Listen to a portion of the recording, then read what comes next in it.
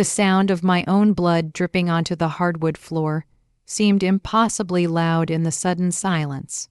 My vision narrowed to crimson droplets soaking into the beige rug, the one I'd saved 3 paychecks to buy. Mom's handprint burned across my cheek while Dad's fingers still dug into my arm, pinning me against the bookshelf where my head had struck the corner.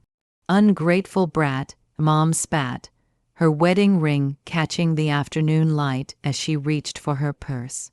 You think you're better than us now.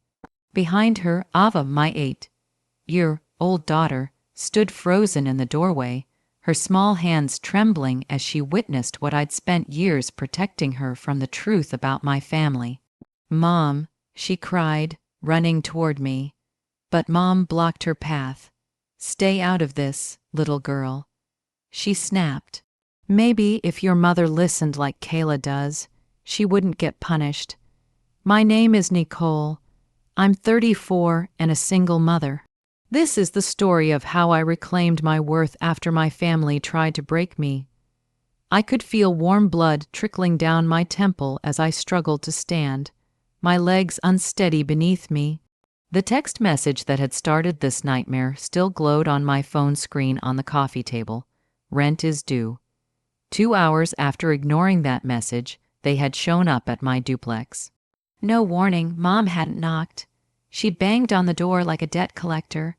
Dad had stood behind her, wearing that smug look he always wore when he was about to lecture me. Why aren't you answering our messages? Mom demanded as I opened the door. I've already told you. I can't pay Kayla's rent this month. I replied, my voice steadier than I felt. Ava's dental procedure had emptied my emergency fund. My 28-year-old sister's refusal to hold a job wasn't my emergency. Oh, so your daughter's dentist bill is more important than your sister's roof, Dad said sarcastically, stepping inside without invitation. I'm not responsible for her lifestyle, I responded, standing my ground. She had options. She chose not to work. Don't put that on me. Things escalated quickly. Mom threw her purse across the room, screaming. Then the slap, hard and sharp. Dad grabbed my arm, shoving me toward the wall, my head hitting the bookshelf again.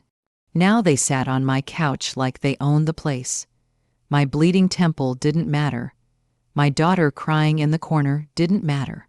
All they cared about was Kayla's rent. We'll leave when you transfer the money, Dad barked. Until then, we'll stay and make sure you don't waste any more of it. I looked at Ava's tear-streaked face. Something inside me, something that had bent and yielded for years, suddenly hardened.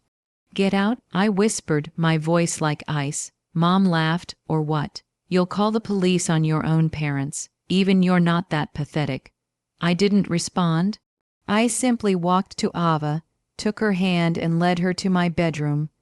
I locked the door behind us, my fingers trembling against the brass knob. Ava lay beside me that night, holding my hand in the darkness. Mom, she whispered, why do Grandma and Grandpa hate you? I didn't answer. I didn't have the words, but in that moment, something in me cracked, then shifted. The way my parents had always favored Kayla, the increasing demands for money, the emotional manipulation, and now physical violence, it all clicked. Morning light filtered through the blinds. My parents had refused to leave, camping out on my couch all night. I dressed Ava carefully for school, helping her into her favorite blue dress, covering my swollen eye with sunglasses. The mirror showed a purpling bruise along my hairline, impossible to completely hide. We're going to be okay, I told her, my voice steadier than it had been in years. She nodded solemnly. We slipped out the back door while my parents argued in the kitchen. I drove Ava to school in silence, then turned toward the courthouse instead of my office. My mind suddenly crystal clear. 2 years ago, I had started putting away everything I could. Every raise, every bonus, every freelance gig. I wasn't just saving, I was investing. One of those investments was quietly buying the very house my parents lived in. A foreclosure, cheap. They never knew. The bruises on my arms and the fresh medical report from the hospital were enough. By noon, I had pushed through an emergency restraining order.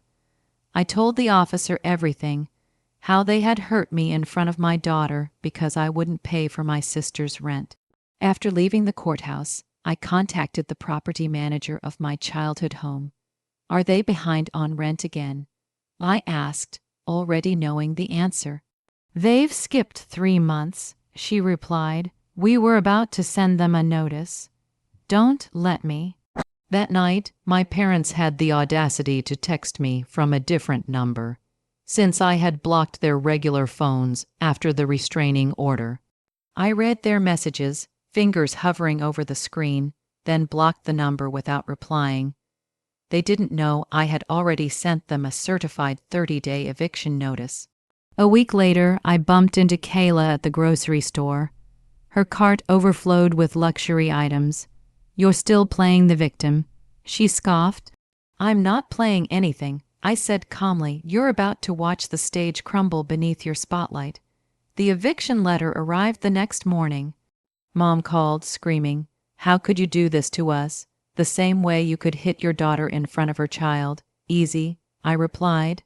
For the first time, I didn't feel guilty. I felt free. I had stood my ground. I had reclaimed my life. Exactly 30 days from the eviction notice, I stood across the street from the house I once called home. The front yard was cluttered with plastic bags, broken furniture, and Mom's rusted patio swing. My father paced like a caged animal. Kayla wasn't there. I crossed the street slowly, Ava holding my hand. I want to see what it looks like when people get what they deserve, she said. My mother rushed forward, dragging a suitcase. Nicole, you can't be serious.